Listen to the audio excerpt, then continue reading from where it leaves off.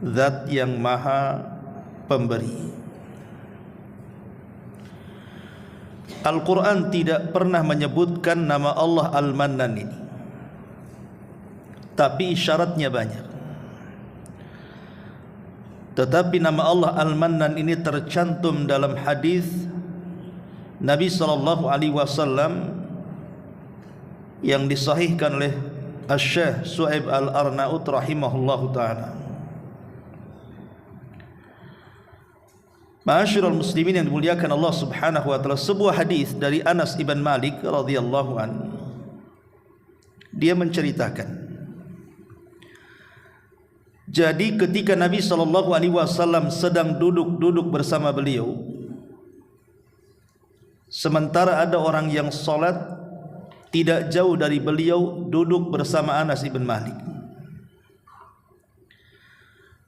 Lah orang yang sedang salat ini tiba-tiba berdoa kepada Allah Subhanahu wa taala dengan doa, Allahumma inni as'aluka bi anna lakal hamdu la ilaha illa anta al-mannanu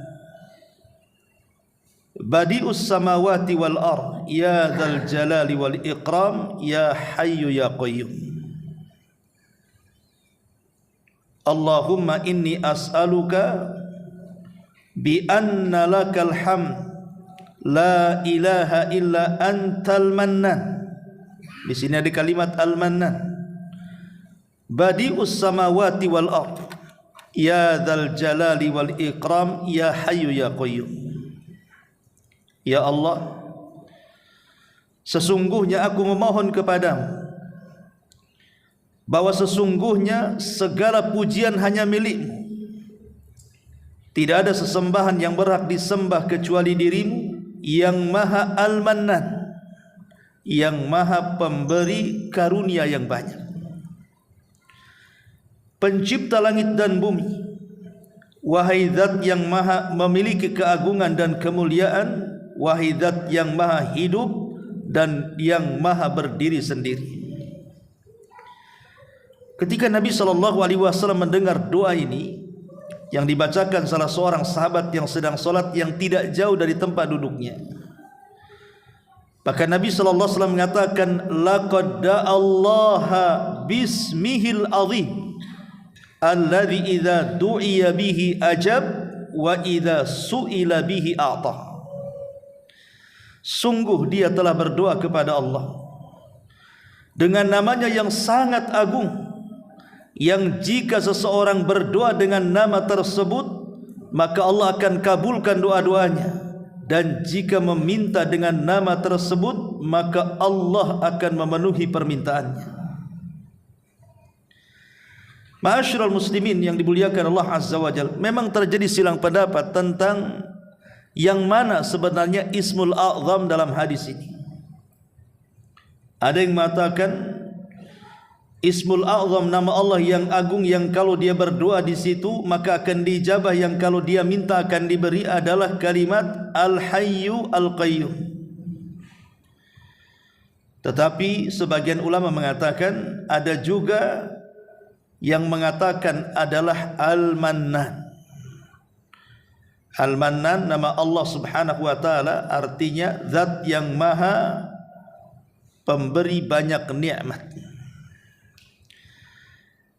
Ma'asyiral muslimin yang dimuliakan Allah Subhanahu wa taala, para ulama ketika mendefinisikan apa sih kalimat Al-Mannan itu, nama Allah Al-Mannan itu.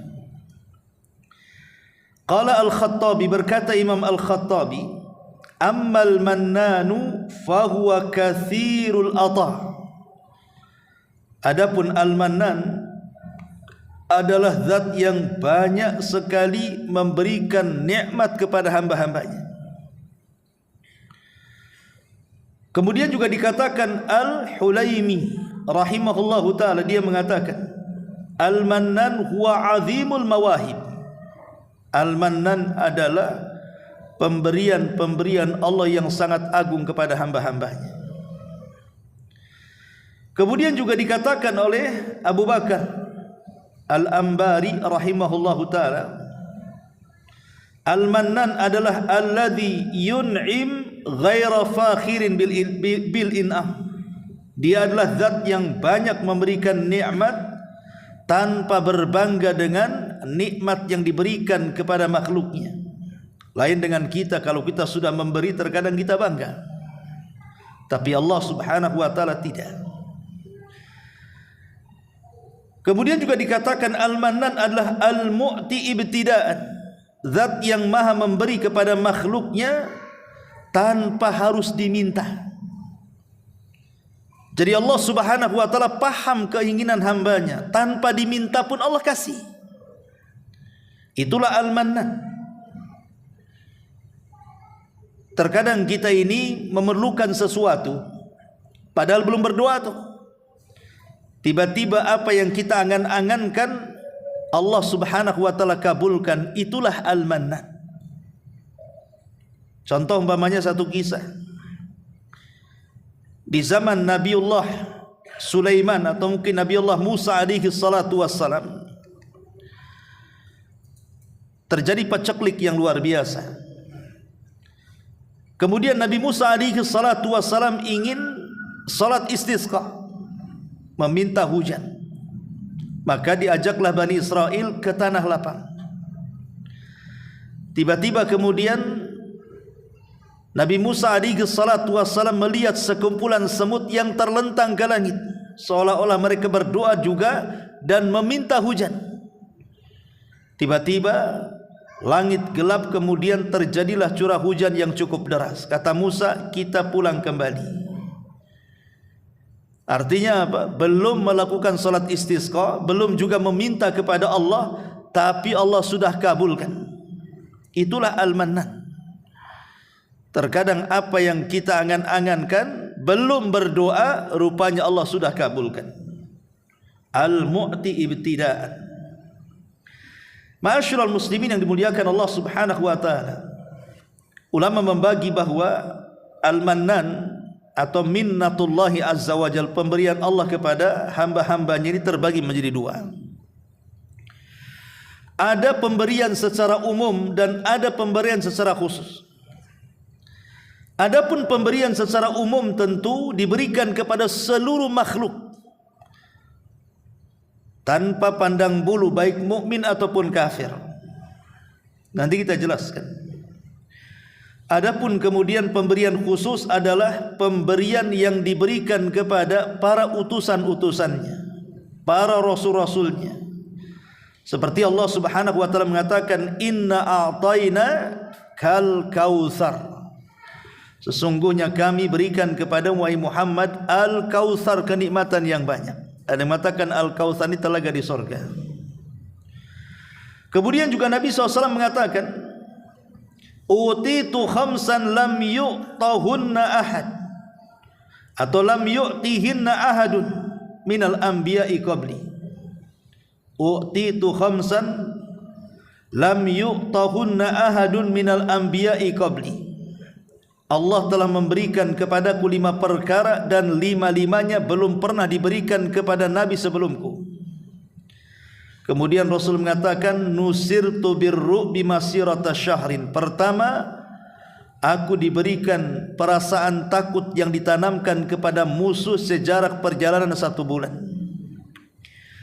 Wa ju'ilat li al-ardu masjidan wa tahura. Yang kedua, dijadikan bumi ini bisa untuk sujud dan tempat bersuci.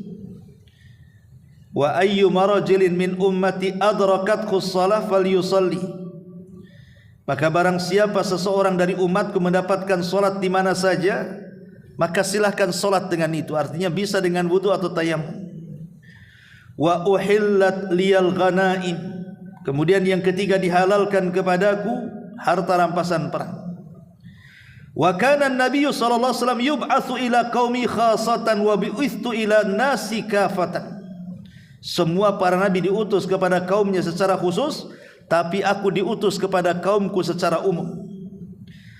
Kemudian yang terakhir, wa utitu syafa'ah, dan aku diberikan syafaat.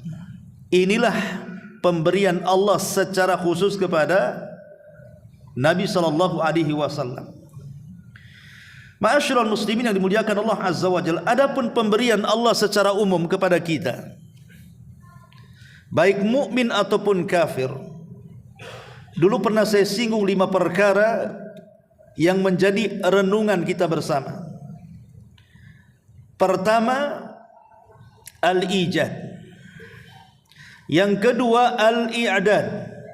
Kemudian yang ketiga, al-imdad. Kemudian yang keempat, al-irsyad. Dan yang terakhir, al-is'ad. Inilah 5 perkara hakikatnya menguat tentang zat Allah al-Mannan, bahwa Allah itu zat yang maha pemberi berbagai macam nikmat kepada kita. Pertama, al-ijad, bahwa Allah Subhanahu wa taala zat yang maha menciptakan. Dialah yang menciptakan langit dengan lapisannya, dia pula yang menciptakan bumi dengan lapisannya. Dan Allah Subhanahu wa taala sudah menempatkan makhluk sesuai dengan tempat-tempatnya. Malaikat di langit, jin di lautan, dan sebagian mereka di daratan, dan manusia diletakkan di daratan. Dan Allah Subhanahu wa taala menciptakan bumi ini memang untuk kita. Sebelum kita diciptakan, Allah sudah ciptakan dulu tempatnya. Kemudian setelah Allah Subhanahu wa taala ciptakan bumi ini, maka marhala yang kedua adalah al-i'dad. Allah persiapkan di bumi ini untuk kita. Di mana letak laut-lautnya, di mana letak sungai-sungainya, di mana letak hutan-hutannya, di mana letak gunung-gunungnya, di mana letak tempat manusia yang akan hidup di dalamnya. Allah persiapkan semuanya sebelum kita diciptakan. Kemudian yang ketiga, setelah kemudian al-ijad, kemudian al-i'dad, kemudian al-imdad. Al-imdad ini artinya Allah Subhanahu wa taala sediakan rizki bagi manusia yang belum diciptakan, dan rizki itu tidak mungkin terputus. Rizki Allah tidak mungkin terputus. Lihat dari 2 ikan, betina dan jantan, lahir ratusan ikan. Kemudian dari ratusan ikan itu kan ada yang betina, ada yang jantan juga. Kemudian kawin, lahir juga setiap pasangan ratusan ikan lagi. Sampai kapan ikan musnah itu? Dari 2 ikan menjadi ribuan ikan. Begitu juga buah-buahan. Dari 1 pohon mangga boleh jadi mungkin 100 buah mangga. Kalau 100 buah mangga itu kemudian bijinya ditanam, berarti 100 pohon mangga lagi. Nanti kemudian membuahkan berapa ribu tuh buah mangga. Artinya rizki yang Allah siapkan untuk kita tidak mungkin terputus. Allah perbanyak tuh. Itu namanya al-imdad. Kemudian setelah itu yang keempat, al-irsyad. Irsyad itu artinya Allah berikan insting kepada manusia, ilmu kepada manusia. Mana buah-buahan yang layak dikonsumsi, mana yang tidak. Mana ikan-ikanan yang boleh dimakan, mana yang tidak. Mana biji-bijian yang boleh dimakan, mana yang tidak. Mana akar-akaran yang bisa jadi obat, mana yang tidak. Mana dedaunan yang bisa menyembuhkan, mana yang tidak. Itulah al-irsyad, diarahkan ke situ. Akhirnya manusia bisa membedakan. Oh, ini buah yang boleh dimakan, ini yang tidak. Ini ikan yang boleh dimakan, dan begitu seterusnya. Termasuk juga obat-obatan yang ia makan. Dia bisa membedakan yang ini bisa jadi obat, yang ini tidak. Ini siapa yang kasih insting seperti ini dan pengetahuan? Allah Subhanahu wa taala. Itu namanya irsyad. Ya. Baru yang terakhir disebut al-is'ad. Dari 4 perkara itu Allah berikan kebahagiaan. Inilah yang disebut dengan al-mannan. Allah itu zat yang mannan, pemberi banyak nikmat kepada hamba-hambanya. Belum diciptakan manusia, sudah diciptakan fasilitasnya. Makanya luar biasa.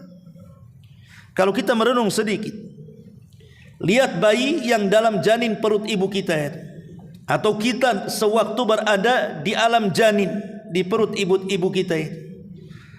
Apakah janin merasakan dingin, kehujanan, kepanasan, kelaparan? Tidak. Allah sudah berikan rizkinya kepada janin itu. Padahal tidak ada satupun pintu dalam perut ibu kita itu yang bisa mengantarkan orang di luar membawa makanan ke dalamnya.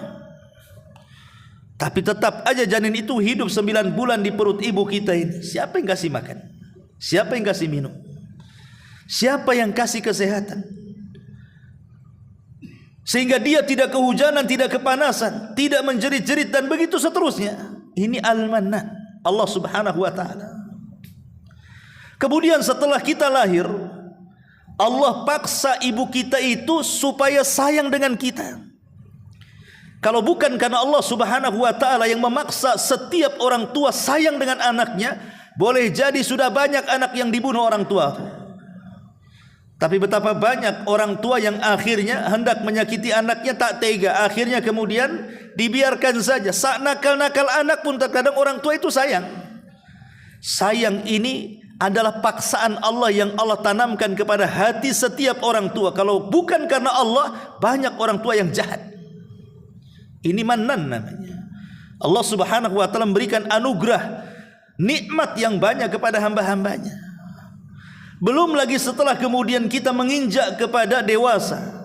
Allah Subhanahu wa taala berfirman, Allahu akhrajakum min butuni ummahatikum la ta'lamuna syai'a wa ja'ala lakumus sam'a wal absara wal af'idata. Allah telah mengeluarkan kalian dari perut-perut ibu kalian, kalian tidak tahu apa-apa. Baru setelah itu Allah kasih pendengaran, Allah kasih penglihatan, Allah kasih hati. Dengan itu semualah kita ini menjadi seperti yang kita lihat hari ini. Itu semua adalah Al-Mannan. Allah berikan ilmu, Allah berikan kecerdasan, Allah berikan pekerjaan, Allah berikan pasangan, Allah berikan keturunan, dan Allah berikan kebahagiaan, ketenangan. Itu semua adalah Al-Mannan. Allah yang kasih semuanya. Ma'asyiral muslimin yang dimuliakan Allah Subhanahu wa taala. Akan tetapi tentu Al-Mannan ketika Allah memberikan sesuatu kepada hamba-hambanya juga terbagi menjadi dua. Ada memberi dalam perkara-perkara akhirat dan ada memberi dalam perkara-perkara dunia. Tentu yang paling utama adalah perkara-perkara yang berkaitan dengan akhirat. Apa itu? Minnatullah, pemberian Allah yang sangat agung dalam perkara akhirat itu.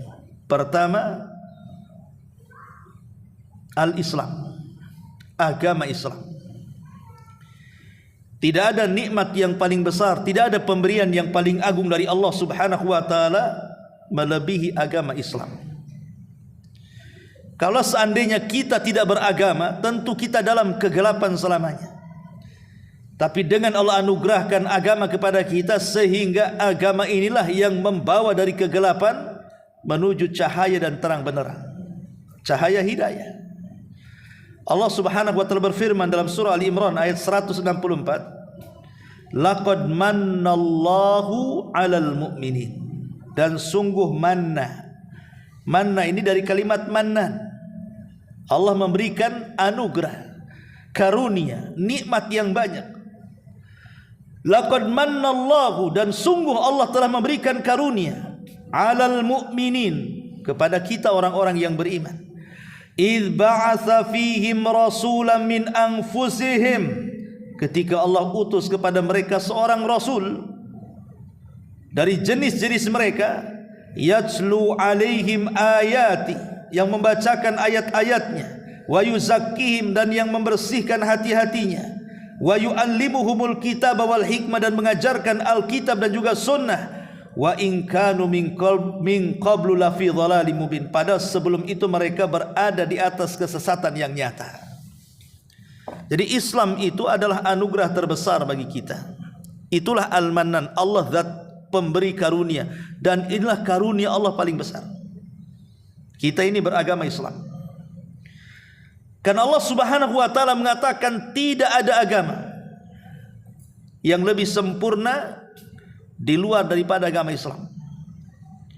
Allah Subhanahu wa taala mengatakan dalam surah Al-Maidah ayat 3, al-yauma akmaltu lakum dinakum wa atmamtu alaikum ni'mati wa raditu lakumul Islam madina. pada hari ini kusempurnakan kepada kalian agama kalian, kusempurnakan nikmatku untuk kalian, dan aku redha Islam sebagai agama kalian. Jadi kita berada di atas nikmat yang besar, memiliki agama yang sangat komplit, dan sangat sempurna dan paripurna. Tidak ada perkara yang bisa mendekatkan ke sorga kecuali sudah dijelaskan. Tidak ada perkara yang menjauhkan dari neraka kecuali sudah dijelaskan. Semua sudah dijelaskan.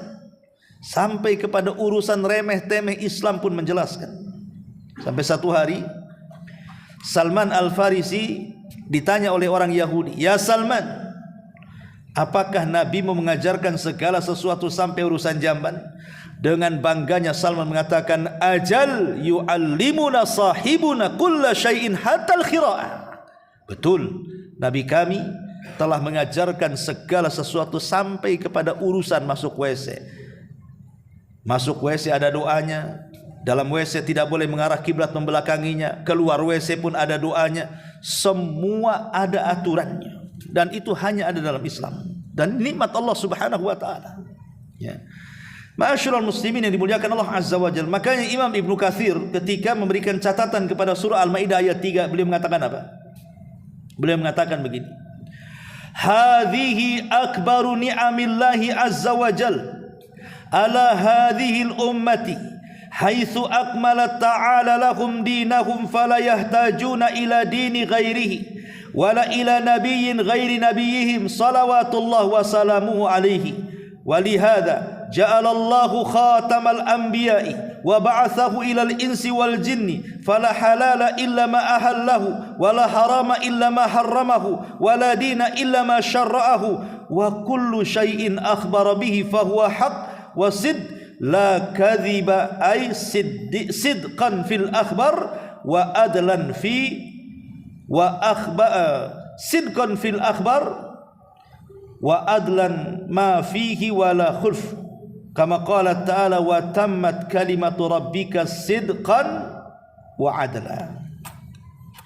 Kata Imam Ibnu Katsir, beliau mengatakan, inilah sebesar-besar nikmat Allah kepada umat ini. Ketika Allah subhanahu wa ta'ala menyempurnakan agama mereka, sehingga mereka tidak berhajat kepada agama selain Islam, tidak berhajat kepada nabi selain nabi mereka Muhammad sallallahu alaihi wasallam. Oleh karena itulah Allah jadikan dia penutup para nabi, dan Allah utus kepada manusia dan jin. Maka tidak ada halal kecuali apa yang Allah halalkan, tidak ada yang haram kecuali apa yang Allah haramkan, tidak ada agama kecuali apa yang telah disyariatkan. Maka segala sesuatu ini habarkan pasti benar dan pasti tidak ada dusta di dalamnya. Dari sini kita tahu bahwa sebesar-besar nikmat Allah adalah dinul Islam, agama Islam. Ini yang pertama. Yang kedua, min a'zami ma mannallahu bihi ala ibadihi huwa irsalur rusul. Yang kedua adalah diutusnya para rasul. Dan rasul kita adalah Muhammad sallallahu alaihi wasallam. Kita tahu bahwa tidak ada yang mampu mensifati Allah kecuali orang yang dekat dengan Allah. Dan tidak ada yang dekat dengan Allah dari kalangan manusia melebihi para nabi. Sehingga kita bisa mengenal Allah lewat mereka. Dan bisa mengenal cara beribadah kepada Allah lewat mereka. Kalau tidak ada Nabi SAW, mungkin kita tidak kenal siapa Tuhan kita, bagaimana pula cara menyembahnya. Tapi dengan adanya Nabi, Nabi memperkenalkan siapa Tuhan kita dan bagaimana cara menyembahnya. Makanya kita lihat orang-orang yang tidak ada agama. Lihat orang-orang yang tidak ada agama, anggaplah di hutan-hutan sana tuh. Orang-orang primitif, orang-orang yang masih pakai koteka dan macam-macamnya itu. Tidak ada ustadz masuk di situ. Tidak ada kiai masuk di situ. Tidak ada Islam pun masuk di situ. Coba ketika mereka berpikir soal ketuhanan, apa yang ada di otak mereka coba? Mereka berpikir itu aneh, berbeda dengan kita. Mereka sangka Tuhan itu dalam pikiran mereka, oh jangan-jangan Tuhan itu berupa pohon. Akhirnya pohon pula dijadikan Tuhan. disembah pula pohon itu dengan cara memberikan sesajen. Sebagian mereka mengatakan bukan, Tuhan itu bukan pohon, Tuhan itu batu. Akhirnya mulailah cari batu, kemudian dipahat jadi pula Tuhan. Kemudian ambil lidi, kemudian dibakar. Oh, begitulah cara menyembahnya. Oh, sebagian mereka mengatakan Tuhan itu bukan pohon, bukan batu, Tuhan itu binatang. Mulailah cari binatang yang paling besar apa? Gajah. Mulai nyembah gajah. Sebagian mereka nyembah sapi, sebagian mereka nyembah ular sendok pula. Lihat, ketika manusia tidak terbimbing, maka cara berpikir mereka akan liar.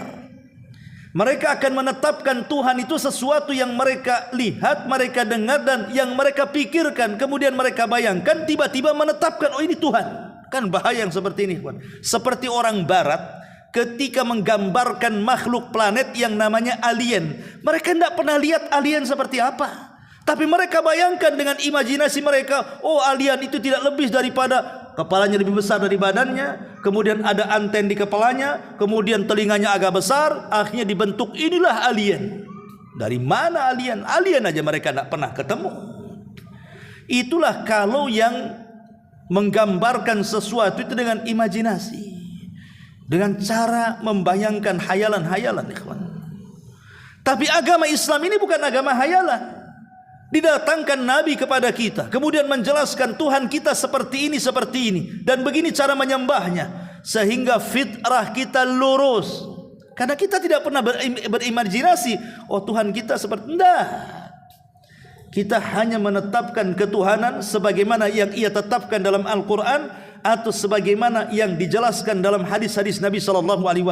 Bagaimana cara menyembahnya? Begitu juga apa yang Allah katakan kepada Rasul yang disampaikan kepada kita, begitulah cara menyembahnya. Selamat kita. Maka bersyukurlah ketika Allah Subhanahu wa taala menganugerahkan kepada kita seorang nabi yang akhirnya mengenalkan kita kepada Tuhan dan juga bagaimana cara menyembahnya. Ma'asyiral muslimin yang dimuliakan Allah Subhanahu. Manusia tidak dibimbing cara menyembah Tuhan, ya macam-macam kan akhirnya orang menyembah Tuhan itu. Ada yang mereka mengatakan Tuhan itu suka buah. Akhirnya diberikan buah-buahan, taruh jadi sesajen, taruh dijogrokin depan berhalanya. Begitu cara menyembahnya. Oh tidak, Tuhan itu suka dengan tebusan. Jadi kalau berdosa, umpamanya melakukan zina, supaya Tuhan kita memaafkan, ditebus harga zina berapa, nanti setor ke siapa kan gitu. Ada yang seperti itu. Ya. Oh enggak, Tuhan itu suka dengan bakar-bakaran, dibakar. Begitulah caranya. Akhirnya ikhwatu fiddin, ketika cara beribadah kepada Tuhan itu salah karena berawal menetapkan kesalahan siapa Tuhan, akhirnya berantakan semuanya. Tapi alhamdulillah Islam itu bukan hanya dijelaskan tentang cara mengenal Allah, ma'rifatullah, cara mengibadahi Tuhan kita. Komplit, Rasul sudah datang dengan kebenaran. Kemudian yang ketiga, di antara nikmat Allah Subhanahu wa taala minnatul hidayah lil iman. Hidayah iman itu pemberian Allah yang luar biasa kepada kita. Hidayah. Kalau seandainya Allah Subhanahu wa taala tidak memberikan hidayah kepada kita, tentu kita sudah tersesat, ikhwan. Tapi Allah memberikan hidayah sehingga kita bisa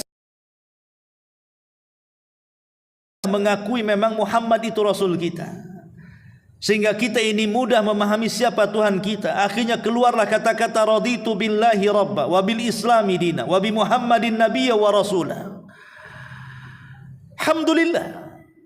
Dan hidayah itu ada dua, ada hidayah ilal Islam dan ada hidayah fil Islam. Islam sendiri adalah hidayah. Jadi kalau orang beragama Islam, beruntunglah Anda mendapatkan hidayah. Karena selama kita di atas keislaman, kalau seandainya Allah takdirkan kita mati, kemudian Allah masukkan kita neraka, minimalnya kita tidak dikekalkan di neraka. Minimalnya tidak dikekalkan di neraka, itu saja. Dan ada kesempatan masuk surga. Walaupun kita tidak hendak, masuk neraka, maunya kita masuk surga. Tapi kalau seandainya Allah takdirkan seperti itu, maka kita ada kesempatan masuk surga. Yang kedua, ada nikmat fil Islam. Makanya penting yang kedua ini, karena yang kedua inilah yang kemudian menjadikan kita direct masuk surga tanpa harus singgah di neraka. Hidayah di dalam Islam itu sendiri. Jadi Islam sudah hidayah, di dalam Islam sendiri ada hidayah. Dengan cara apa? Dimudahkan untuk atau diarahkan kepada amal-amal saleh. Mudah untuk melaksanakan salat, mudah untuk hadir di majelis taklim, mudah untuk membaca Al-Quran, mudah untuk berpuasa, mudah untuk ketaatan. Pokoknya Allah mudahkan semuanya. Itu hidayah dari Allah Azza wa Jalla. Betapa banyak orang-orang yang hanya ngaku Islam tapi tidak salat. Betapa banyak orang-orang yang ngaku Islam tapi Ramadan tak puasa. Betapa banyak orang-orang yang mengaku Islam jauh pula dari majelis-majelis ilmu. Berapa banyak orang-orang yang mereka mengaku Islam tapi akhlak mereka jauh daripada Islam. Dan begitu seterusnya. Makanya dalam Islam itu ada hidayah juga. Jadi kalau Allah subhanahu wa ta'ala telah berikan hidayah kita dengan Islam, kemudian kita bisa mengamalkan ajaran Islam, berbahagialah. Itu minnatullah al-mannan. Allah sudah anugerahkan yang terbaik untuk kita dari nikmatnya. Ini yang ketiga. Yang keempat, nikmatut taubah. Nikmat kita bisa bertobat kepada Allah Azza wa Jalla. Betapa banyak orang-orang yang kemudian sampai mati dia tidak sempat bertobat. Akhirnya Allah siksa di dunia sebelum akhirat. Maka kalau Allah subhanahu wa ta'ala anugerahkan kepada kita mudah untuk bertobat, mudah untuk menangis, mudah untuk menyesal dari dosa, berbahagialah. Itu adalah minnatullahi azza wa jalla. Itu pemberian Allah terbesar kepada kita. Kita menjadi manusia-manusia yang dicintai Allah. Innallaha yuhibbu tawwabin. Allah suka dengan orang-orang yang bertobat. Lihat, di zaman Rasul ada seorang sahabat namanya Usairim. Usairim ini tidak pernah dia sujud, tidak pernah juga ruku, salat pun tak pernah. Usairim ini karena dia kafir. Satu kabilah masuk Islam dari kabilah Aus, dia sendiri pula tak mau masuk Islam. Entah apa dalam pikiran dia, dia menyelisih kabilahnya. Tapi ketika terjadi perang Uhud, Usairim ini melihat keluarganya banyak yang terlibat dalam peperangan. Jadi timbullah hamiyah qabili, namanya fanatik kabilah itu. Masa saya tidak bantu kabilah saya? Mereka berperang, masa saya diam saja?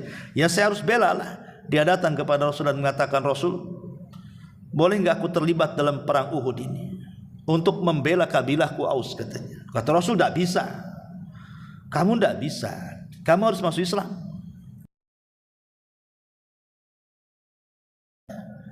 Akhirnya karena Usairim takut tak ikut perang, maka dia datang kembali kepada Rasul, tiba-tiba bersyahadat, asyhadu an la ilaha illallah wa asyhadu annaka rasulullah. Libatkan aku dalam perang. Aku sudah bersyahadat.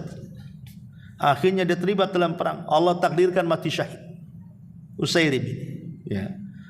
Maka Nabi SAW mengatakan, aku melihat Usairim di sorga.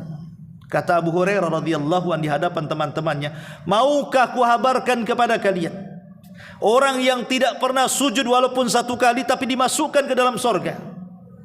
Sahabat mengatakan, mana ada wahai Abu Hurairah. Masa ada orang seperti itu? Kata Abu Hurairah, ada. Dialah Usairim, kata Abu Hurairah.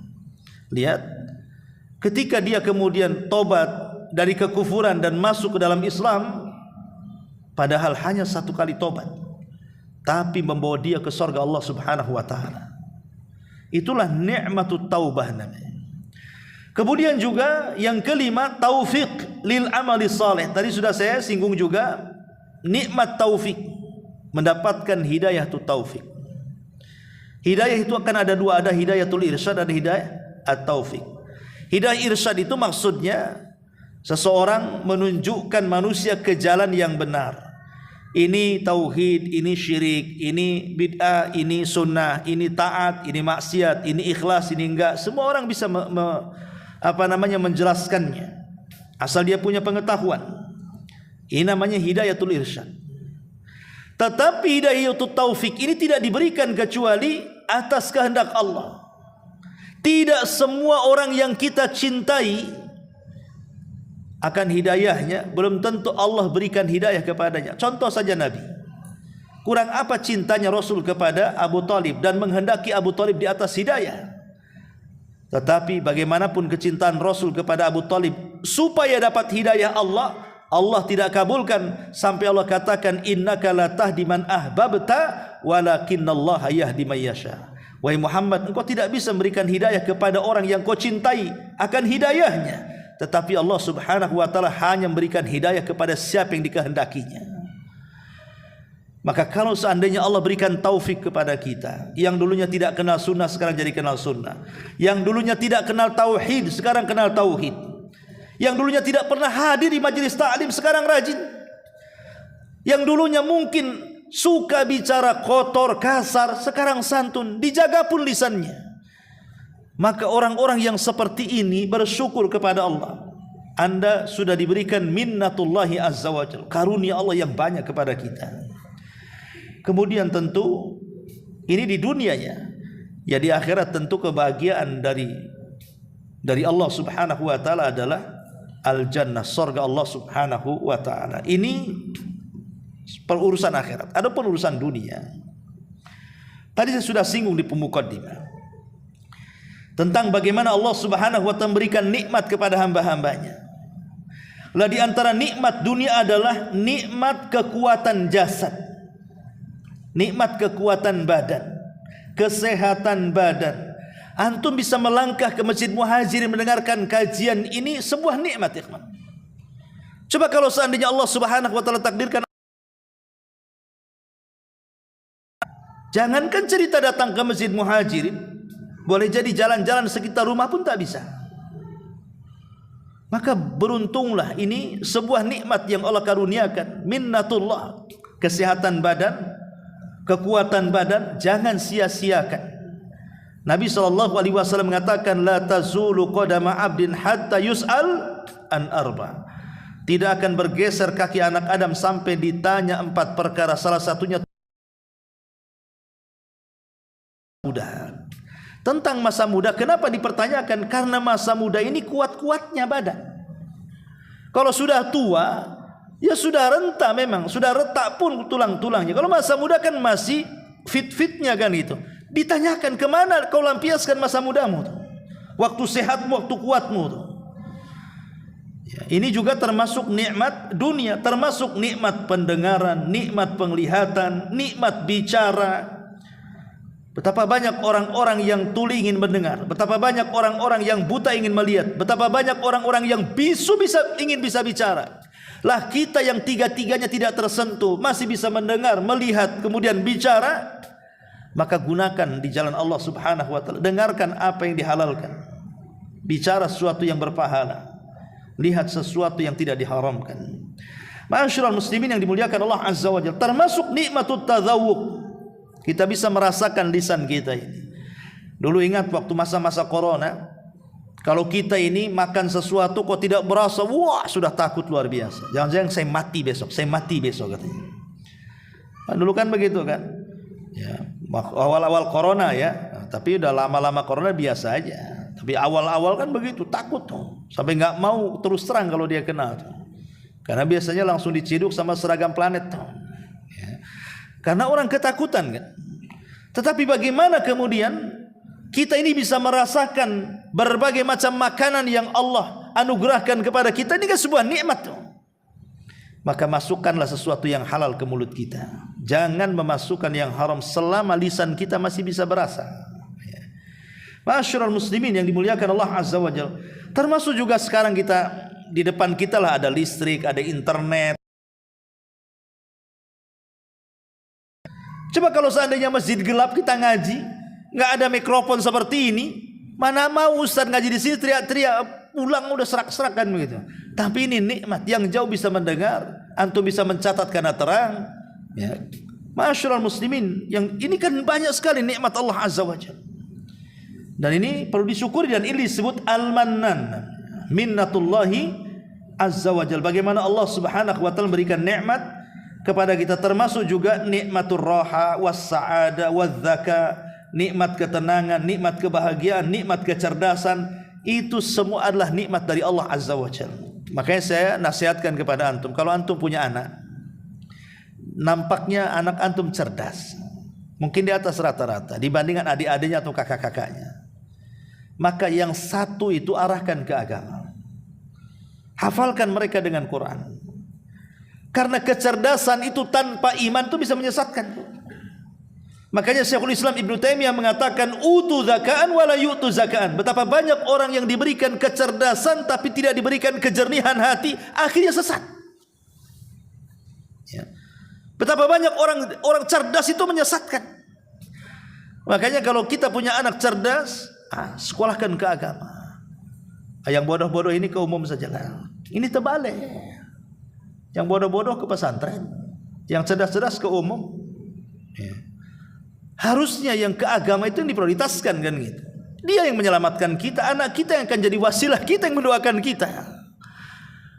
Karena ilmu umum itu dia akan menjadi pahala karena niat, bukan karena zatnya. Pamannya orang belajar matematika, fisika atau ilmunya tidak bermanfaat untuk akhirat, tetapi niatnya yang bermanfaat. Pamannya seorang ingin sekolah kedokteran. Saya kalau jadi dokter, saya akan minimal pasien itu bayar 1/3 saja. Saya ingin membantu mereka. Itulah niat yang jadi pahala, bukan ilmu kedokteran. Atau namanya seorang belajar fisika, biologi atau apalah ilmu umum itu. Jadi mereka dapat pahala itu dari niatnya, kalau niatnya baik. Tapi kalau niatnya tidak baik, ya tidak dapat apa-apa. Tapi ilmu agama itu bukan hanya sekedar niatnya, zat ilmunya itulah berpahala. Ketika kita baca Quran nih, kita tidak paham itu isi Quran, tapi tetap berpahala, satu hurufnya 10 kebaikan. Apalagi diniatkan dengan niat yang baik, makin double pahalanya. Ya. Masyaallah muslimin yang dimuliakan Allah Azza wa Jalla, dan macam-macam kenikmatan dunia yang Allah anugerahkan kepada kita. Kemudian yang terakhir, pembahasan atharul imaniyah. Apa sih yang bisa kita petik dari nama Allah Al-Mannan di sini? Yang pertama, bahwa ketika kita tahu Allah Subhanahu wa taala, di antara namanya Al-Mannan, zat yang maha memberikan karunia yang banyak, zat yang maha memberi tanpa diminta, zat yang memberi tanpa batas, dan begitu seterusnya. Maka jadilah seperti Abu Bakar Siddiq radhiyallahu anhu, yang seolah-olah memahami kalimat Al-Mannan. Lihat Abu Bakar Siddiq radhiyallahu anhu, seluruh kekayaannya diberikan kepada Rasul sampai ludes habis. Sampai-sampai Nabi SAW mengatakan, wa inna min amannin nasi alayya fi suhbatihi wa malihi Abu Bakr. Kata Rasul, tidak ada manusia yang lebih aman, lebih nyaman bagi hatiku ketika dia menjadi teman dan hartanya dia korbankan untukku melebihi Abu Bakar Siddiq radhiyallahu. Kenapa? Karena Abu Bakar memahami kalimat Al-Mannan. Dia tahu kebutuhan sebelum diminta. Dia belum diminta, tapi dia diserahkan hartanya kepada Rasul di jalan Allah Subhanahu wa taala dan Rasulnya. Maka jadilah Al-Mannan, terutama kepada orang tua, anak kepada orang tua. Kalau bisa kita kenali dulu orang tua itu apa keinginan mereka. Sebelum mereka meminta, kita kasih. Itu maksudnya. Jangan nunggu mereka minta. Sebelum mereka minta, kita kasih. Karena itu bagian daripada birrul walidain. Itulah Al-Mannan. Ya, punya kepekaan gitu ya. Kalau ada tetangga orang-orang miskin gitu kan, sebelum mereka harus meminta-minta di jalan-jalan kita sebagai orang kaya peka harusnya. Datang kasih beras, kasih apa ke mereka ya. Jangan sampai kemudian mereka meminta-minta. Itulah buah daripada memahami kalimat Al-Mannan. Kemudian yang kedua, di antaranya juga, jangan sampai alla yamunnal mu'min bi ilmihi wala bi amalihi. Allah Subhanahu wa taala ketika memberi itu kan tidak mengungkit-ungkit. Dan kalaupun Allah Subhanahu wa taala menghitung-hitung yang diberikan nikmatnya kepada hamba-hambanya, itu layak bagi Allah, tapi tidak bagus bagi makhluk. Makhluk tidak boleh menghitung-hitung pemberian, karena akan menyakiti orang yang diberinya. Tapi Allah berhak seperti itu. Tidak ada masalah bagi Allah, tapi bagi makhluk tidak boleh. Makanya kemudian seseorang yang mengungkit-ungkit pemberian itu bisa membatalkan sedekah. Nabi Allah Subhanahu wa taala mengatakan dalam surah Al-Baqarah 264, ya ayyuhalladzina amanu la tubtilu shadaqatikum bil manni wal adha. Hai orang-orang yang beriman, janganlah kamu menghilangkan pahala sedekahmu dengan menyebut-nyebut dan menyakiti perasaan yang kau beri. Bahkan Allah tidak akan memandang pada hari kiamat al-mannan. Salasatun la yukallimuhullahu yaumal qiyamah, al-mannanul ladzi la yu'ti syai'an illa mannahu, wal munafiq sil'atahu bil halifil fajir, wal musbilu izarahu. 3 golongan yang tidak akan diajak bicara oleh Allah pada hari kiamat. Pertama, al-mannan, orang yang mengungkit-ungkit. Orang yang mengungkit-ungkit. Yang kedua, orang yang menjual dagangan dengan sumpah dusta. Dan yang ketiga, orang yang isbal, yang melembrehkan pakaian di bawah mata kaki. Kemudian yang ketiga, ketika kita tahu bahwa Allah itu zat yang al-mannan, memberi kepada kita dengan pemberian yang banyak, memberi kepada kita tanpa harus diminta, memberi kepada kita tanpa ada pamrih dan begitu seterusnya, maka sudah selayaknya kita bersyukur kepada nikmat yang Allah anugerahkan kepada kita. Karena nikmat Allah yang Allah anugerahkan kepada kita, kalau kita kalkulasi ini, kita ambil kalkulator, kemudian kita hitung, gak akan kehitung. Jangan jauh-jauh, badan kita saja. Wa fi anfusikum afala tubsirun, kata Allah, dalam diri kalian tidakkah kau lihat? Kita ngacak lah. Dalam diri kita ini ribuan nikmat Allah luar biasa pada diri kita itu, mulai dari pandangan, penglihatan, oksigen, macam-macam. Belum lagi alam semesta, belum lagi kemudian rezeki yang banyak yang Allah anugerahkan kepada kita. Lah ini semua patut kita syukuri. Kemudian juga yang keempat, bahwa di antara asar imaniyahnya adalah, kalau memang nama Allah itu sifatnya jamil, saya sudah katakan nama Allah itu kan ada yang bersifat jamil, indah, dan ada yang bersifat jalil, artinya agung. Kalau nama Allah bersifat agung, bersifat besar, kita tidak boleh menirunya, dan kita tiru kebalikannya. Seperti Allah sombong, jangan pula sombong, ikut kebalikannya, tawadhu, rendah hati. Allah sang khalik, jangan jadi khalik, jadilah makhluk. Kita ini hamba. Itu kalau sifat Allah itu sifatnya keagungan. Tapi kalau sifat Allah sifatnya jamil, keindahan, maka kita harus menirunya.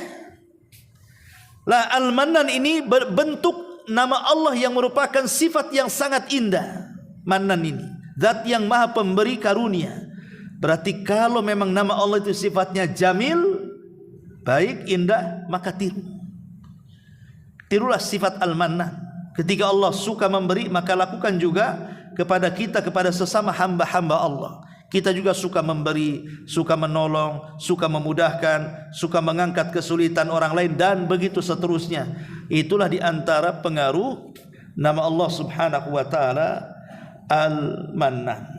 Wallahu a'lam bishawab. Inilah di antara faedah dari nama Allah al-mannan. Dan yang terakhir, ingat saya katakan di awal bahwa al-mannan ini dia adalah satu di antara nama Allah yang agung. Jadi kalau antum ingin dikabulkan doa-doanya, maka sebutlah nama-nama al-mannan dalam doa-doa kita. Bertawasul namanya, tawasul dengan nama-nama Allah. Lah ulama memasukkan al-mannan itu ismul a'zam. Ada yang mengatakan ar-Rahman, ada yang mengatakan al-Hayyu al-Qayyum. Baca aja semuanya. Ya Mannan, Ya Hayyu, Ya Qayyum, Ya Rahman, Ya Rahim, baru minta. Karena kalau seandainya kita bertepatan menyebut Ismul A'zam, nama Allah yang agung dalam doa-doa kita, apa kata Rasul tadi? Idza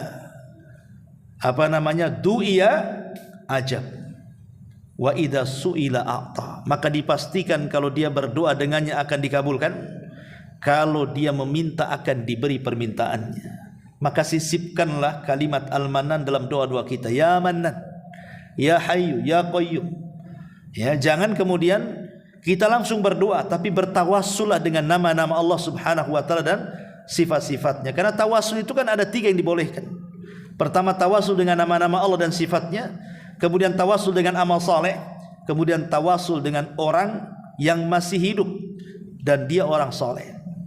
Itu yang disepakati para ulama tentang bolehnya bertawassul. Subhanakallahumma bihamdika asyhadu an la ilaha illa anta astaghfiruka wa atubu ilaik. Allahu taala alam. Assalamualaikum warahmatullahi wabarakatuh.